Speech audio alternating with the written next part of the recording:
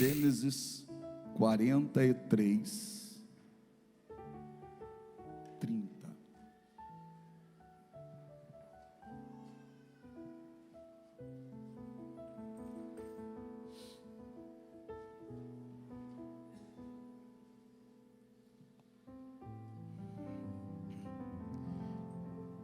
Podemos ler, sim ou não? E José apressou-se, porque as suas entranhas comoveram-se por causa do seu irmão, e procurou onde chorar, e entrou na câmara, e chorou ali. Depois lavou o seu rosto, e saiu, e conteve-se, e disse: ponde pão. Então vamos lá. José procurou um lugar para chorar, foi para dentro do quarto, se trancou, chorou, lavou o rosto e depois voltou, fingindo que não estava acontecendo nada. Vai mais à frente agora, capítulo 45, capítulo de número 45, já a partir do versículo 1.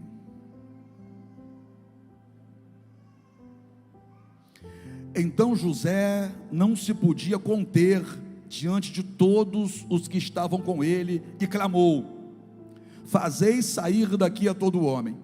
E ninguém ficou com ele, quando José se deu a conhecer a seus irmãos, e levantou a sua voz com choro, de maneira que os egípcios o ouviam, e a casa de Faraó o ouviu.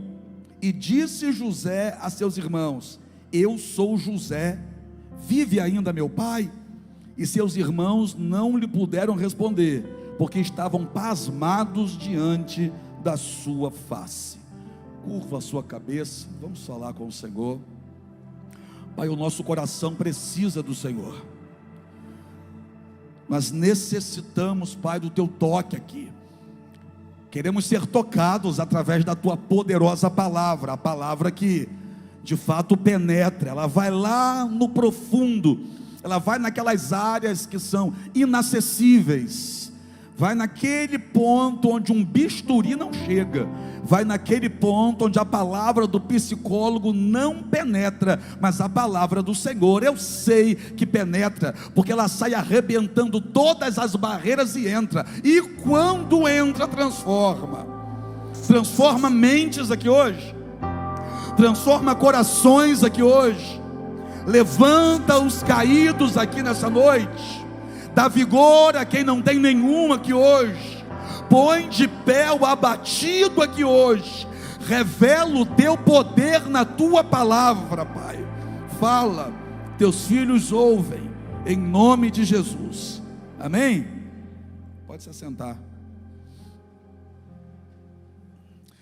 Gisele hoje insistentemente trouxe à tona um texto que está em Mateus 11, 28, onde Jesus vai dizer: vinde a mim, todos que estáis cansados e, em algumas traduções, oprimidos ou sobrecarregados, e eu vos aliviarei.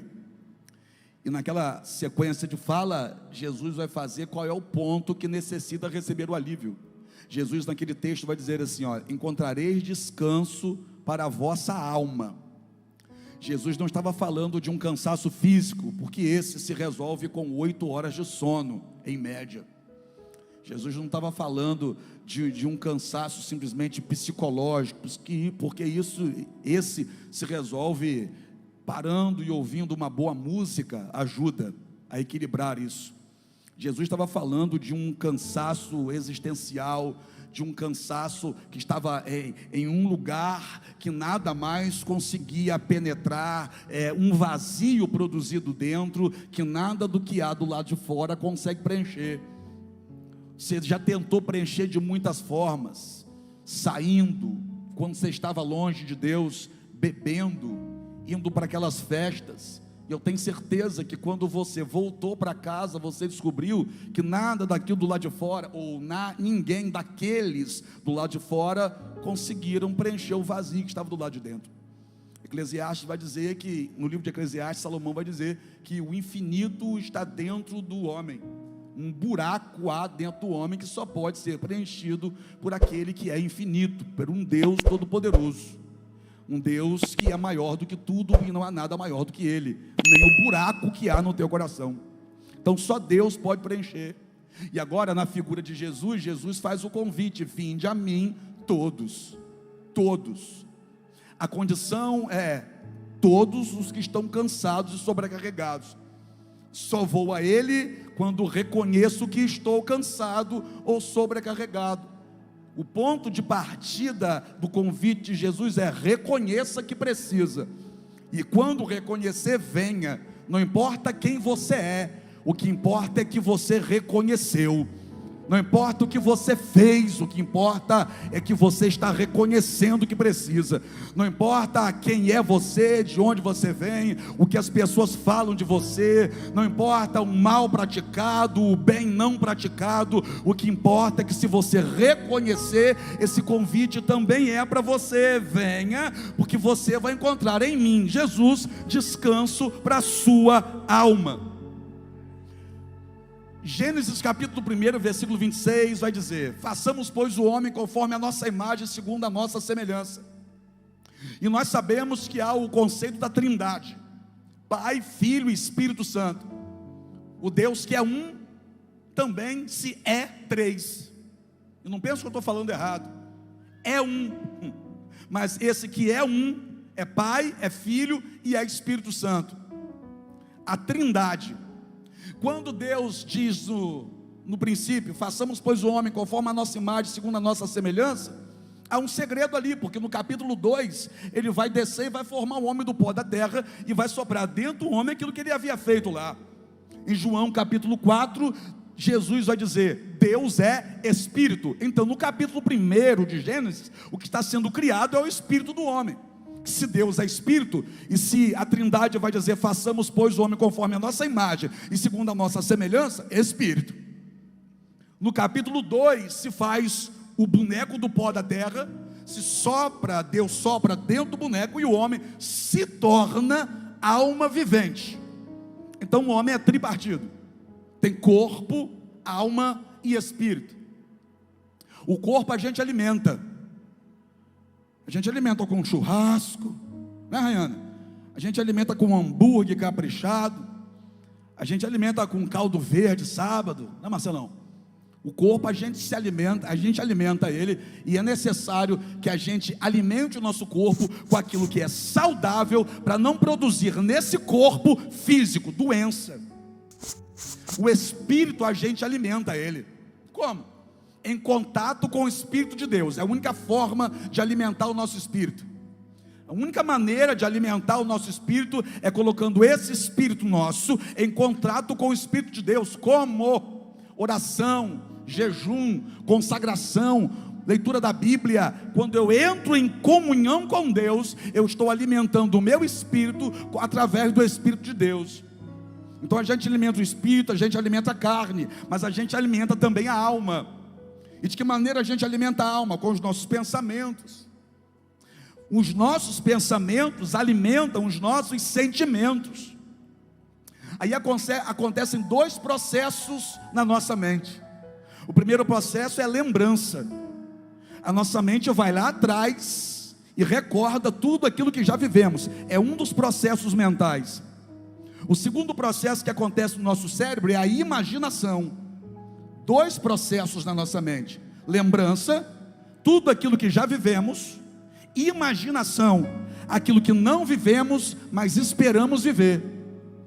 A grande dificuldade é que a maioria das pessoas não partem para usar esse segundo processo, que é a imaginação, mas vivem presas ao primeiro processo, que é a lembrança, e fica alimentando a sua alma com as lembranças do mal que viveu, do mal que sofreu. Que a grande maioria, quando recorre a esse processo mental que é a lembrança, repare bem, não procura se lembrar daquilo que é bom, mas somos tendenciosos a pescar no mar do esquecimento aquilo que o nosso Deus jogou lá. O que? O nosso passado. A gente fica atrás de lembranças que nos fazem chorar hoje, dores que foram produzidas no ontem. É sofrer 2, 3, 10, 20 vezes pela mesma coisa que nem está acontecendo mais. Já aconteceu, mas a dor está ecoando de tempo em tempo, porque nós insistimos em ficar lembrando disso. Vamos olhar para José. A gente conhece José na Bíblia como José o sonhador. É a marca dele na Bíblia, né? É a característica que salta.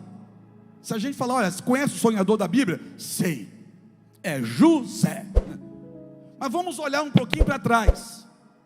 De quem José era filho? Jacó. Com qual esposa? Raquel. Fabiana aqui na conferência pregou sobre Léia. Léia foi colocada dentro do quarto com Jacó na noite de núpcias. E Jacó se deita com Léia pensando que era Raquel. O sogro de Jacó o enganou. Jacó trabalhou para casar com Raquel. No dia do casamento, o pai entregou Léia no lugar de Raquel. Ele se casa com ela.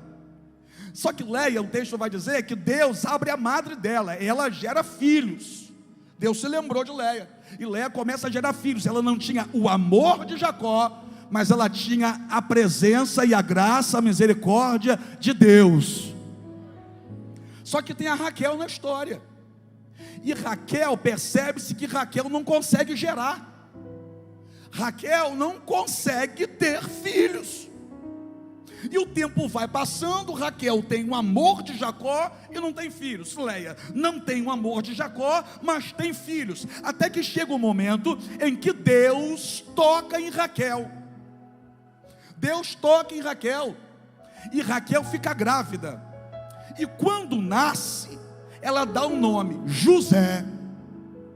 Aí o texto vai dizer que Jacó amava a José.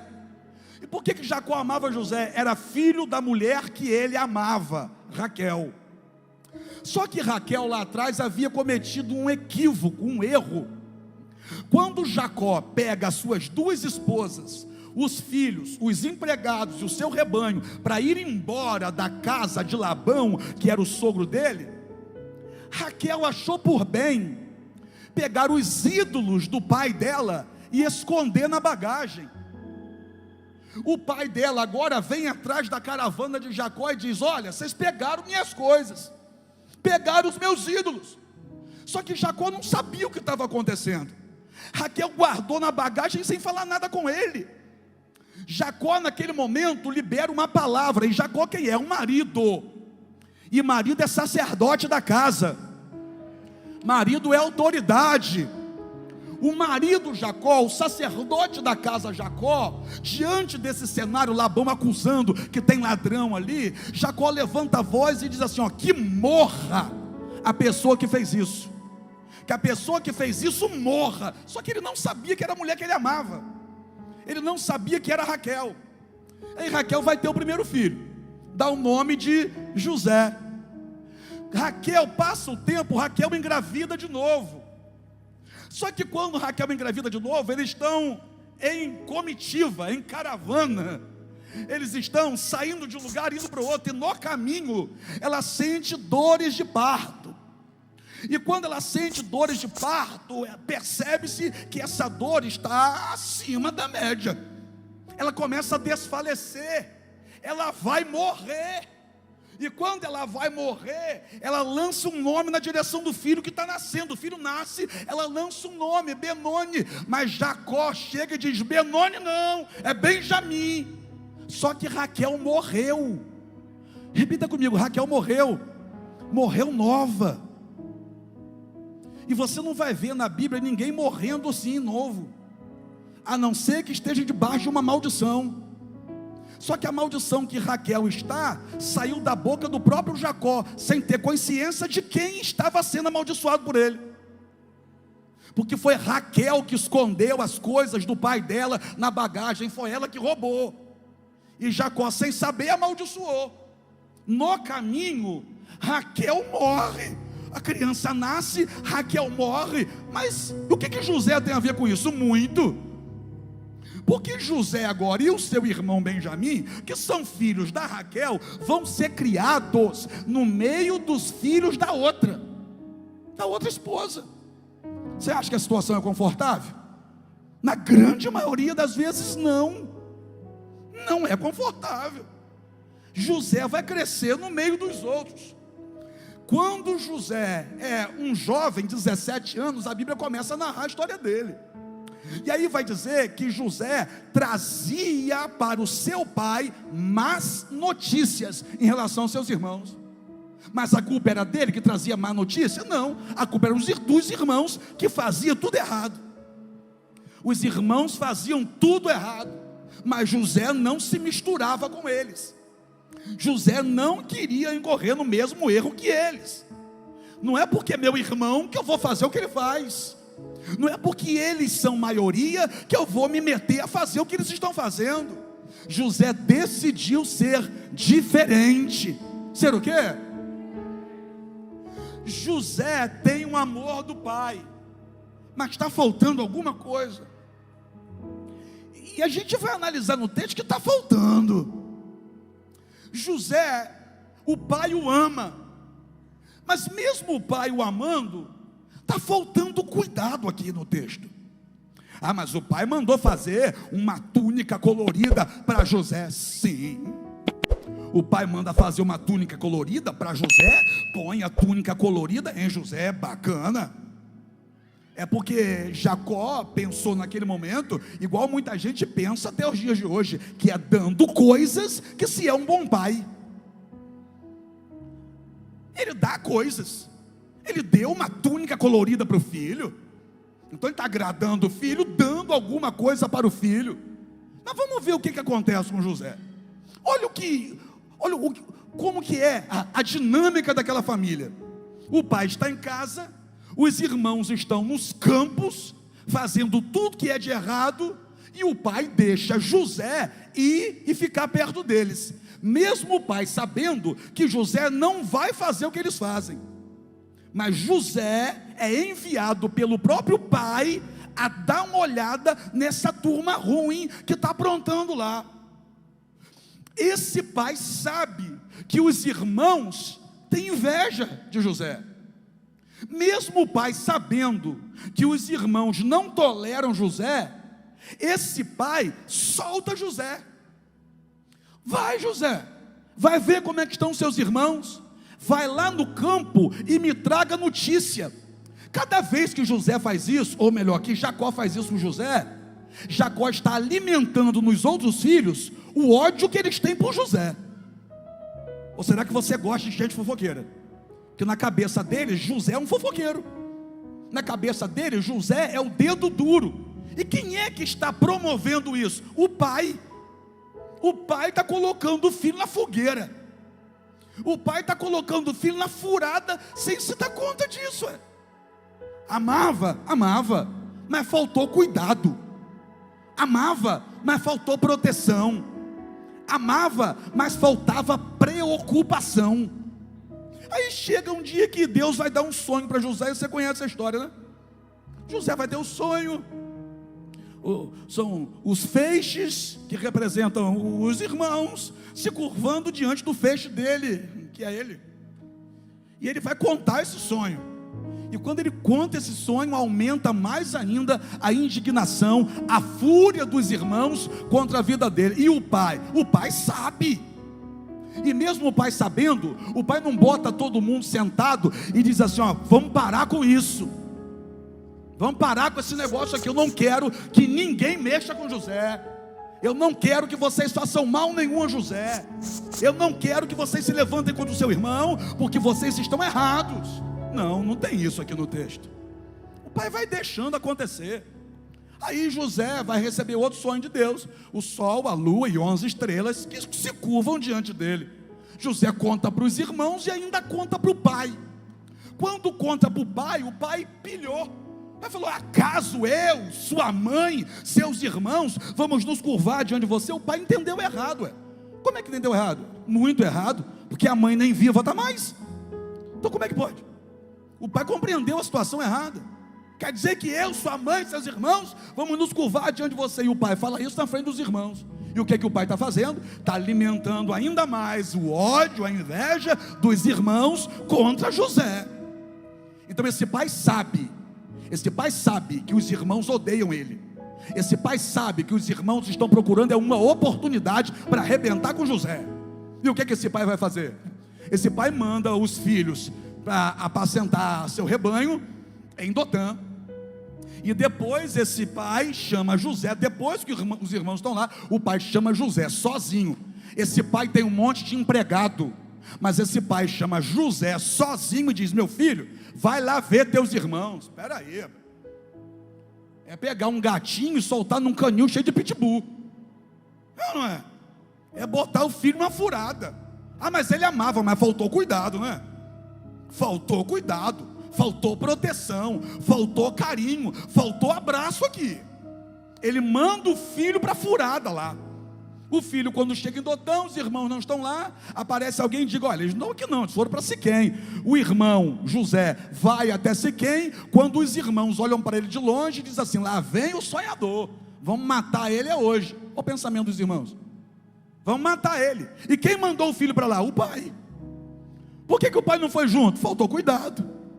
Por que o pai não mandou empregado junto? Faltou proteção.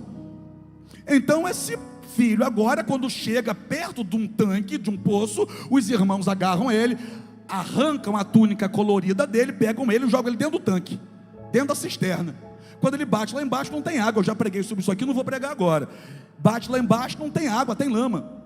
Mas nesse mesmo tempo vem passando uma caravana de ismaelitas, que estão indo para o Egito, e que tem na carruagem deles, na carroça deles, tem incenso e tem mirra. E nesse momento que eles estão passando para ir embora para o Egito, um dos irmãos diz assim: vamos tirar ele daqui, vamos vender ele como escravo. Aí tiram José da cova, vendem José como escravo para a caravana de ismaelitas.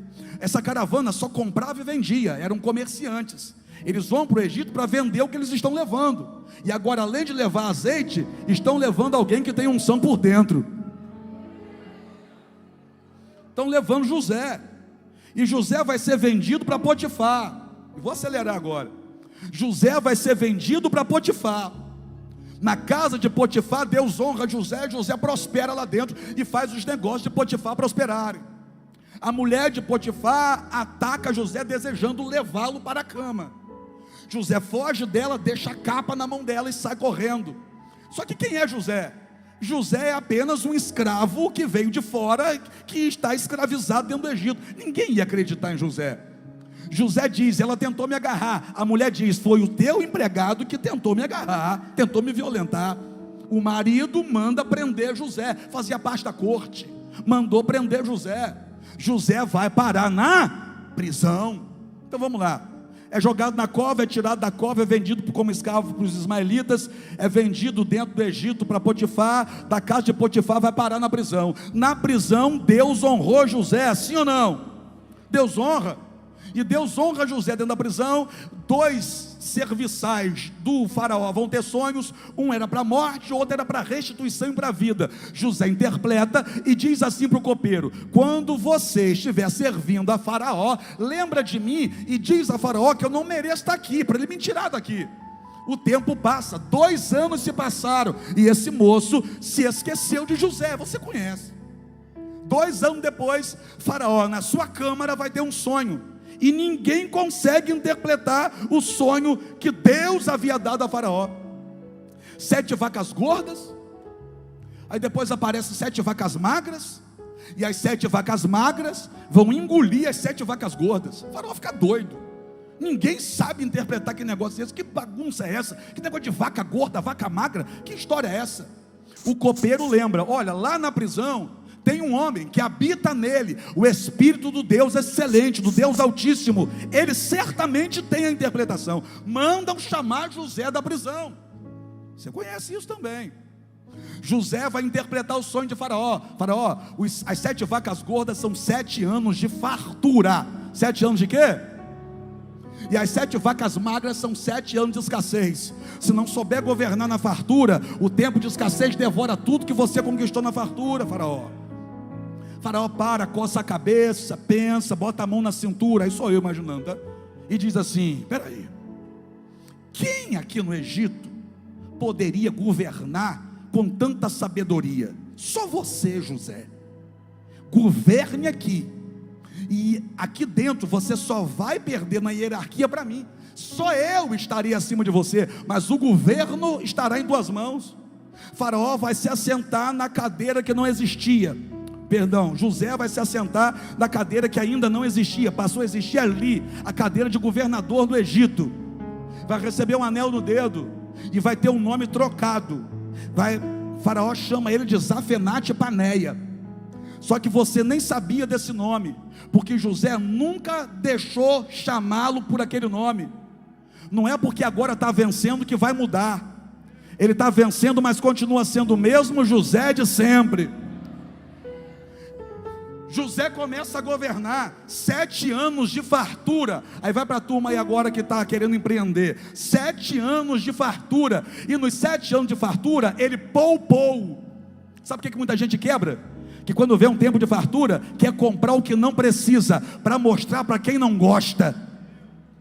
Sai comprando tudo, bate o dinheiro na conta, parece que tem alergia a dinheiro, não pode ficar com dinheiro. Sai comprando tudo, compra blusa, compra tudo, sai comprando roupa, troca de carro sem precisar, sai gastando tudo que vem nas mãos. Aí vem a escassez, já não tem mais nem R$1 no bolso, aí quebra. Tem gente, por exemplo, que é empresário, mas confunde o dinheiro da empresa com o seu próprio dinheiro, confunde o CNPJ com o CPF, separa as coisas, senão a tua empresa quebra. Só um parênteses para você entender. José governa com sabedoria. Ele poupou no período dos 7 anos de fartura. Aí chegam os 7 anos de escassez, uma grande crise em toda a terra. Ninguém mais tinha trigo, mas no Egito os celeiros estão lotados de trigo, porque José soube governar. A crise que está acontecendo em todas as partes também alcançou a casa de Jacó, as terras de Jacó, do pai de José. Jacó, a essa altura da vida, está pensando que José está morto há muito tempo, porque os irmãos disseram: olha, uma fera comeu teu filho está morto. José morreu. Jacó chorou durante 20 anos a morte de um filho que estava na verdade vivo. Jacó estava lá e José estava aqui. Agora vamos ver se José estava curado. Que presta atenção, quando começam os anos de escassez, o segundo ano de escassez, quem é que chega no Egito para comprar trigo? Os irmãos de José, menos Benjamim. Chegam os irmãos de José, menos o irmão mais novo, e chegam para comprar trigo no Egito. Então peraí, José está no Egito, eles estão lá na terra deles. Quando vem a crise, eles saem da terra deles e chegam até o Egito. Se eles saem da terra deles e chegam até o Egito, é porque José também em qualquer momento poderia sair do Egito e ir lá na casa do pai. Poderia ou não poderia? Só que é o seguinte, irmão, José aqui, se tem 2 anos de crise, então já tem 9 anos que José está governando. José já está 9 anos como governador do Egito, e nenhum dia José mandou preparar um cavalo para ele visitar o pai. Esse José está governando, está rico, está próspero. Esse José está arrebentando. Esse José está mandando no Egito todo. Mas o que esse José faz em relação à família? Nada. José não foi atrás do pai. José vai ser levantado governador do Egito. Qualquer coisa que José fala, Faraó concorda com tudo que José fala. E José poderia dizer: Faraó, vou visitar o meu pai, vou na casa do meu pai, falar com meu pai que eu estou vivo. Mas José não foi. E por que José não foi? Ausências. Não nos machuca só aqueles que fazem algo contra nós, nos machucam também aqueles que deveriam fazer o bem, mas não fizeram. Não é só o mal praticado, mas a falta do bem também entristece. A falta do cuidado também entristece. Não é só um tapa que machuca, a falta do abraço também machuca. Não é só uma palavra negativa que fere, A falta de uma palavra de bênção também machuca. Não é só um empurrão que faz a gente cair. A falta de um abraço também, em alguns momentos, faz a gente despencar.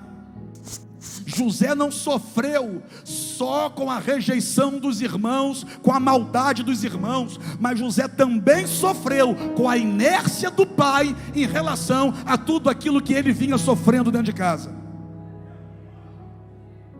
Sabe aquele jovem que cresce revoltado com o pai e com a mãe, mas a mãe nunca bateu?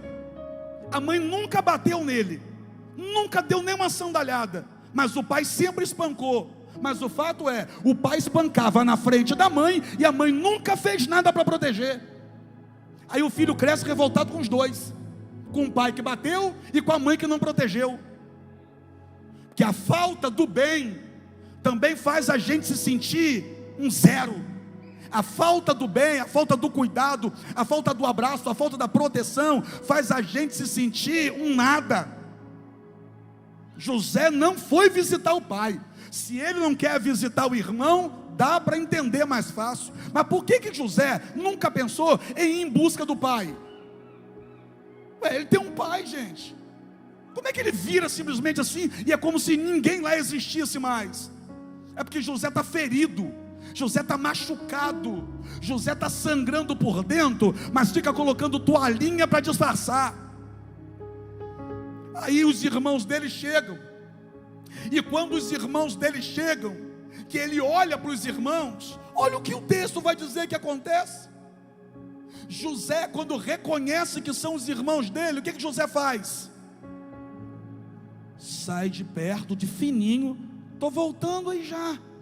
Vai para dentro do quarto, fecha a porta, geme, chora sem fazer barulho, porque ele não quer que ninguém veja ele chorando.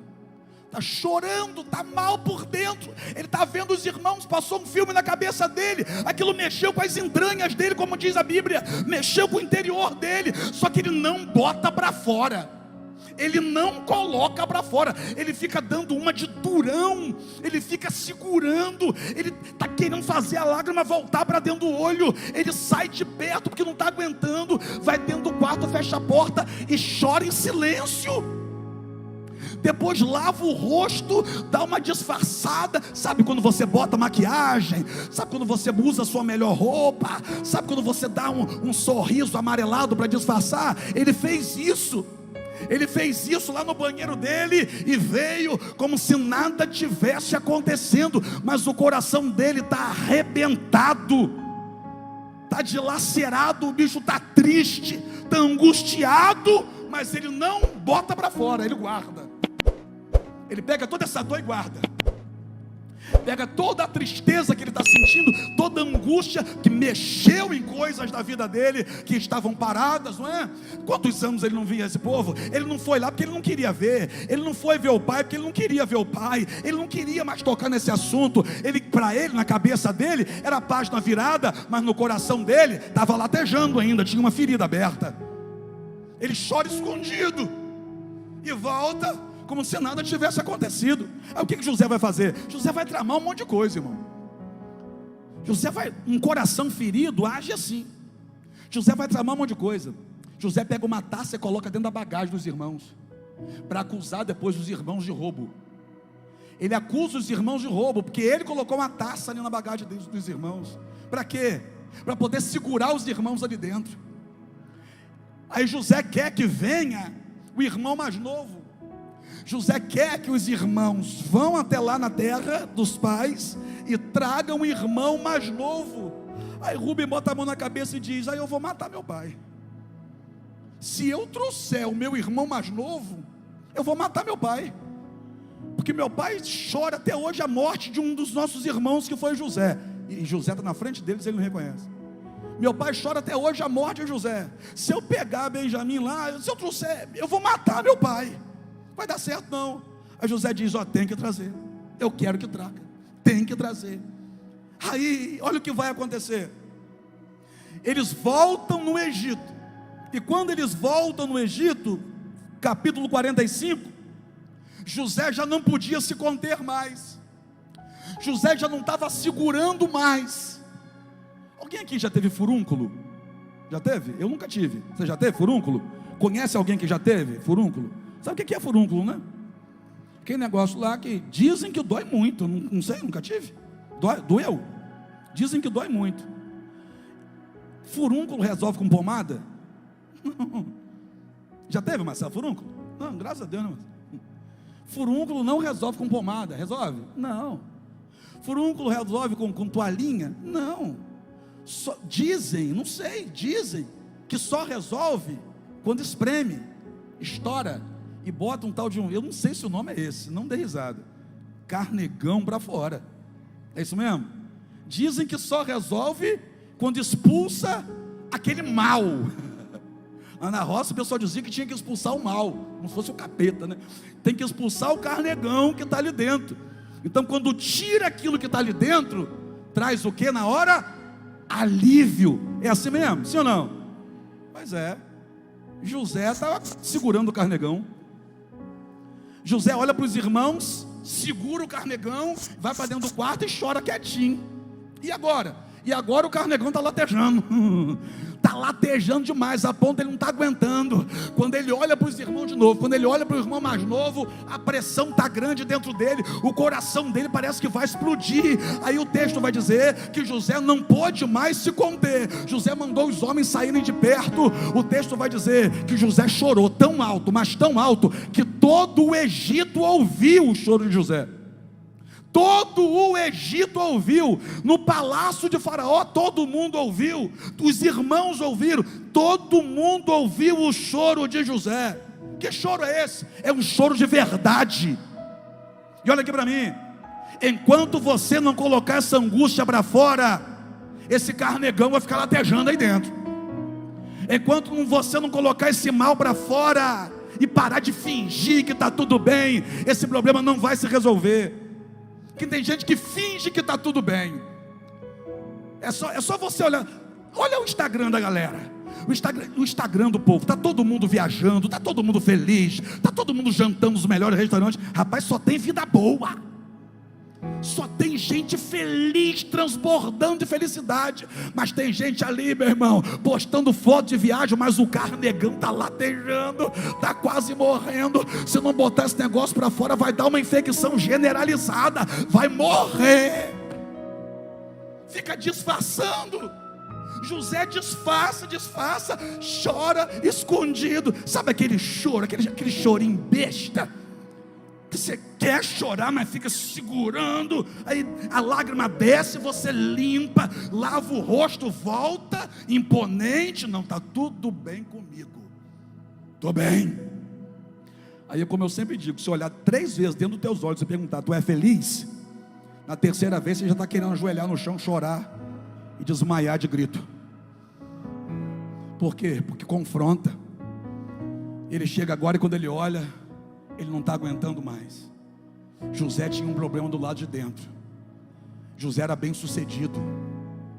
A essa altura da vida ele era rico, mas infeliz. Ele tinha tudo, mas não tinha o mais importante. As pessoas aplaudiam o sucesso dele, mas se conhecessem ele por dentro, seria diferente. As pessoas olhavam para ele e diziam, é o cara, mas não tinham noção de como eram as noites dele, colocando a cabeça no travesseiro, tentando dormir, e aquelas imagens dos irmãos jogando na cova, e o pai não faz nada, e o pai não briga com os irmãos, e o pai faz vista grossa, sabe que tudo isso acontece e não toma partido dele, porque ele está certo, os irmãos estão errados. A ausência do pai e a maldade dos irmãos está maltratando José. Um José rico, financeiramente próspero, um José que teve sucesso na vida, mas fracasso nas suas emoções. Mas Deus é tão misericordioso, Deus é tão tremendo e é tão maravilhoso, que naquele momento Deus estava dando a José uma oportunidade de explodir o carnegão. Deus estava dando a José a oportunidade de colocar toda aquela dor para fora, para trazer alívio para a alma dele. Quando ele olha, ele não suporta mais. Aí ele começa a chorar, e ele chora muito alto. Aí olha o que ele vai dizer: eu sou José. Versículo 3. Eu sou José. Olha a pergunta depois dele: vive ainda meu pai? Não é a primeira vez que os irmãos estão indo ali? Você concorda comigo então que na primeira vez eles não quis nem saber do pai?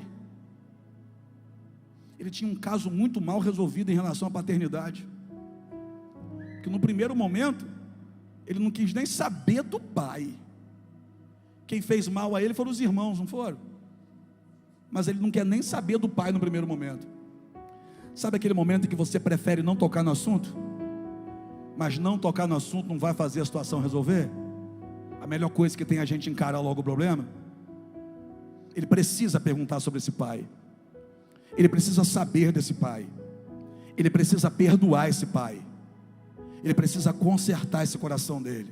Ainda vive o meu pai? Os seus irmãos não lhe puderam responder, porque está tudo assustado.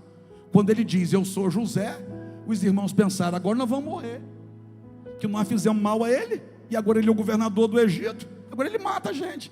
Mas olha o que José vai dizer lá na frente: agora pois, não vos entristeçais, nem vos pese aos vossos olhos, por me haverdes vendido para cá. Para a conservação da vida, Deus me enviou diante de vós.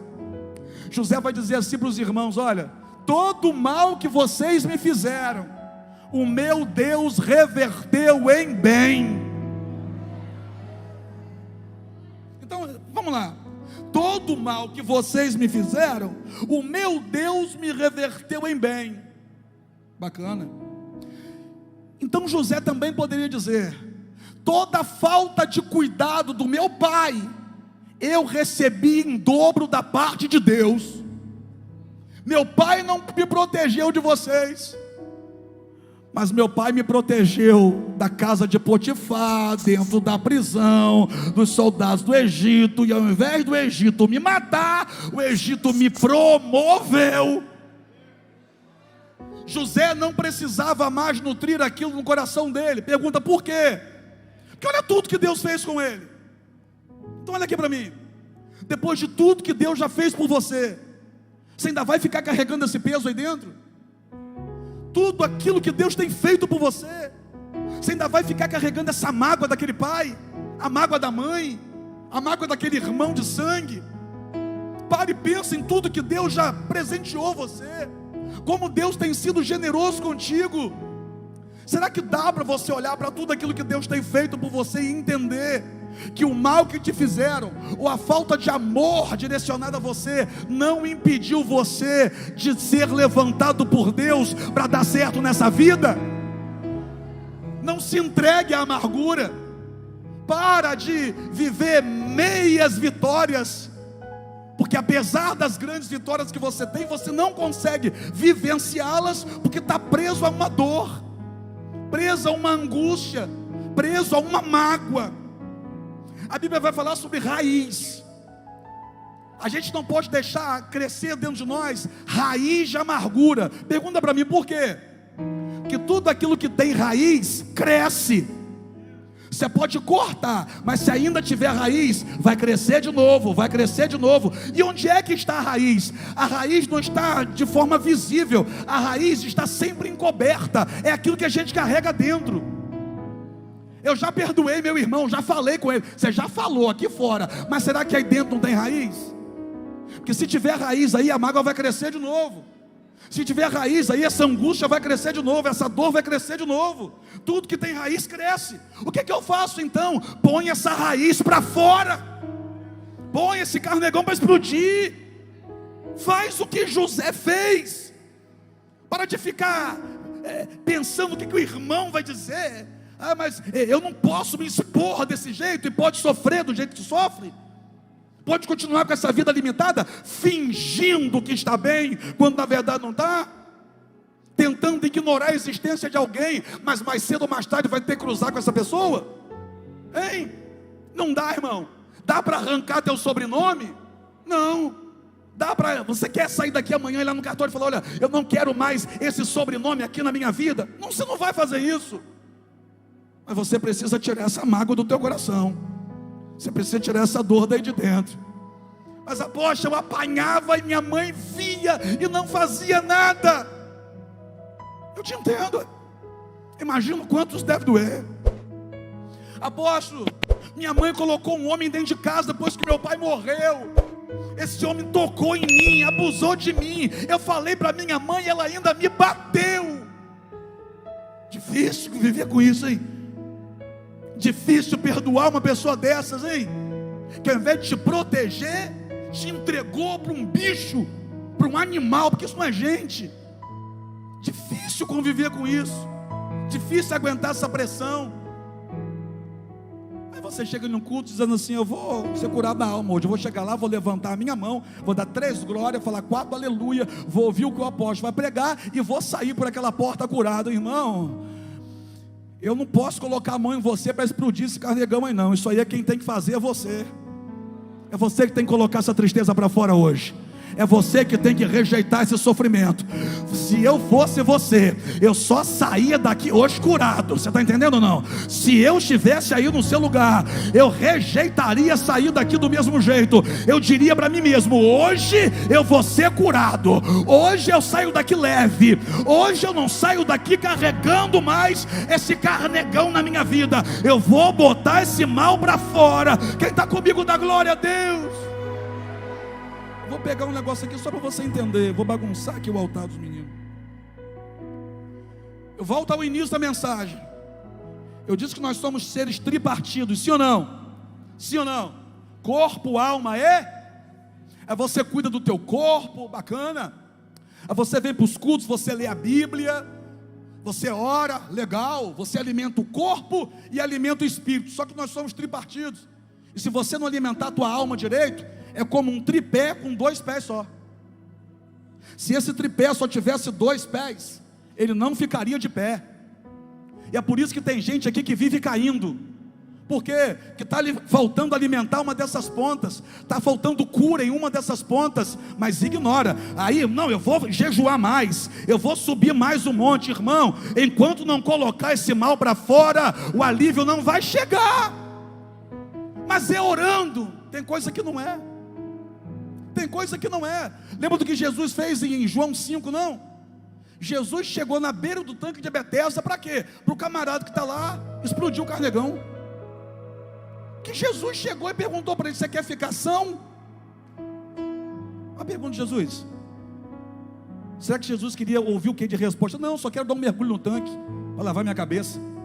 É claro que ele queria ficar são. Mas o que Jesus está fazendo? Jesus está provocando uma resposta dele. Jesus quer que ele bote para fora. Você está entendendo?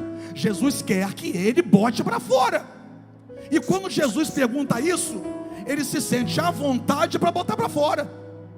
Ele diz assim: mas eu não tenho ninguém que me coloque na água quando a água é agitada. Olha a dor dele: abandono. A dor dele, decepção. A dor dele, virar as costas para mim. A dor dele, como eu não tenho nada para oferecer, eu não tenho ninguém que me ajude, me abandonaram aqui. Quando esse homem botou isso para fora, Jesus olhou para ele e disse assim: ó, levanta, toma a tua cama e anda. Já que você botou o mal para fora, agora você está pronto para ser curado. Você está entendendo? Será que dá para você entender que tem coisa que é você que tem que resolver? Aí eu estou pedindo a Deus para tirar essa mágoa de dentro de mim. Irmão, se fosse assim, ninguém no planeta teria mágoa, porque Deus não quer que ninguém tenha mágoa. Você acha que Deus quer que alguém tenha mágoa? Você acha que Deus quer que alguém tenha ódio? Claro que não. Não é, tem coisas que não é Deus que tira, que é a gente que põe para fora. Aí você liga uma televisão ou abre um Instagram nos dias de hoje, está lá o enfermeiro anestesista que fez o que fez. Dá vontade de fazer o quê? De botar a mão na cabeça dele e falar: Deus te abençoe, meu filho. Não, o que eu vou fazer agora? Eu vou colocar para fora, ó. Dá vontade de matar. Que isso, apóstolo? Ué, eu estou falando para você. Dá vontade de fazer o quê? Falar: tadinho, é vítima da vida. Dá vontade de pegar o tripé e arrebentar, perder o tripé. Perder o tripé. Por que o senhor está fazendo isso? Eu estou botando para fora.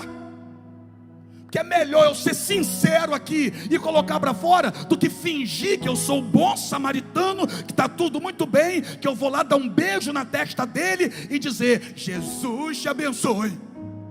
Eu estou botando para fora porque eu não quero sair daqui doente. Eu estou botando para fora porque eu quero sair daqui leve. Eu estou botando para fora porque eu quero sair daqui bem. Você está entendendo ou não? Aí fica você guardando, fica você prendendo esse choro, fica você com medo de chorar do lado da pessoa que você está, porque está conhecendo agora. É porque eu estou conhecendo ele agora. Se eu começar a chorar, vai pensar o que de mim? Irmão, se não dá para chorar junto, então também não vai dar para sorrir junto não. Vaza. Que é isso? Ué. Não, irmão? Se não dá para chorar junto, chuta que é laço. Deus não te trouxe aqui para fazer você voltar para casa com carnegão hoje não. Deus te trouxe aqui hoje para você fazer o que José fez no segundo momento. Você não vai hoje sair daqui para chorar escondido. Eu vou falar. Você hoje não vai sair daqui para chegar em casa e chorar escondido não. Hoje você vai botar para fora, é aqui dentro mesmo. Hoje você vai se livrar desse mal, é aqui mesmo. José explodiu o carnegão, chorou tão alto, mas tão alto, que o Egito todo ouviu. E daí se vão ouvir? Eu quero é ser curado. E daí se vão ouvir? Eu quero é ser transformado. Quem está comigo aqui dá glória a Deus.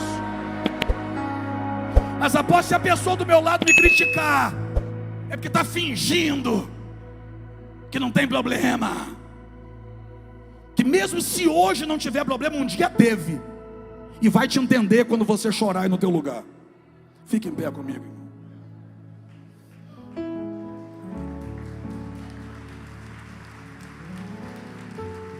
Mas que eu sou fulano de tal. Tem gente que cansa, gente. Não, que como é que eu vou demonstrar fraqueza? Isso é demonstrar fraqueza? Não, isso é demonstrar força. É ser tão forte a ponto de não negar o que está sentindo. Você está entendendo ou não? É ter coragem.